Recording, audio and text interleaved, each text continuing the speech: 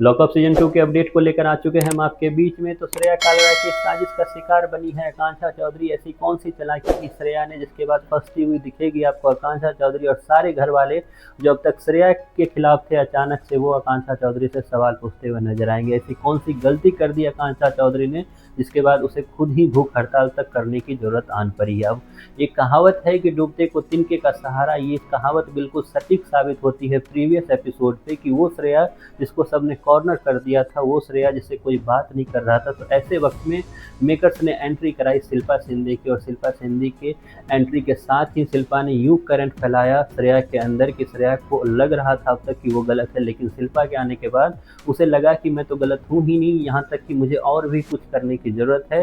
फिर क्या था, श्रेया ने रची फिर से साजिश, और इस बार इस साजिश का शिकार हो गई आकांक्षा चौधरी। लेकिन ये साजिश की शुरुआत कहाँ से हुई उस पर बात कर लेते हैं। हमने इससे पहले भी फर्स्ट वीक देखा लॉकअप सीजन 2 का, उसमें भी मुद्दा यही था और सेकेंड वीक में भी मुद्दा यही है। दोनों में एक कॉमन पॉइंट है कि पहले वीक में भी श्रेया जो है सेफ नहीं थी, दूसरे वीक में भी श्रेया जो है सेफ नहीं है। ऐसे में सवाल ये उठता है कि दूसरे वीक में भी जब श्रेया सेफ नहीं है तो क्या श्रेया फिर से वही रिपीट करेगी जो उसने फर्स्ट वीक में किया है? तो इसका जवाब है हाँ, और उसने इसकी शुरुआत भी कर दी। अब देखिए 5 लाख से ऊपर खर्चा पानी कमाया लॉकअप सीजन 2 के इस बार के जितने कैदी हैं, उसमें से घटकर वो रुपए आ गए 4 लाख पर, और उसमें से भी घटकर ये चला आया 88,000 पर। 88,000 तक आना कोई बड़ी बात नहीं थी या दुख वाली बात नहीं थी, लेकिन सबसे बड़ी दुखी खबर या फिर बैड न्यूज़ ये था कि 88,000 तक आने के बाद भी एक इंसान जो पिछले वीक इतना हंगामा उसने मचाया इस बात पे कि मुझे किसी ने सेफ नहीं किया, तो वो इंसान तो इस बार भी 88,000 तक आने के बाद सेफ नहीं हुई।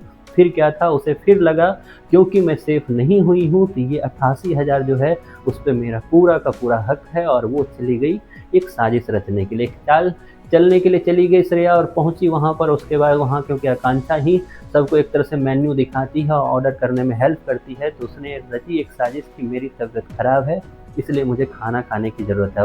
आकांक्षा ठहरी भोली, उसने क्या कर दिया, सारे के सारे खाने जो हैं वो श्रेया को मिल गया। प्रीमियम खाना जो था वो श्रेया ने ले लिया इस बात पे कि मैं क्यों ना खाऊं क्योंकि मैं सेफ हुई नहीं हूं और मैंने टास्क भी किया था, तो ऐसे में मेरा खाना मैं डिजर्व करती हूं। ऐसे में उसने खाना तो खा लिया उसने। ऐसे में जब ये सारा राशन जीरो हो गया है, खर्चा पानी जब जीरो हो गया है, तो सब के सब घर वाले जो हैं टूटते पड़ेंगे आकांक्षा चौधरी पे। श्रेया बिल्कुल सुमरी से निकलती हुई नजर आएगी और सब के सब जो घर वाले हैं वो गुनहगार मानेंगे आकांक्षा चौधरी को, और इसमें हर्षद सबसे ज़्यादा गुस्सा करता हुआ नजर आएगा।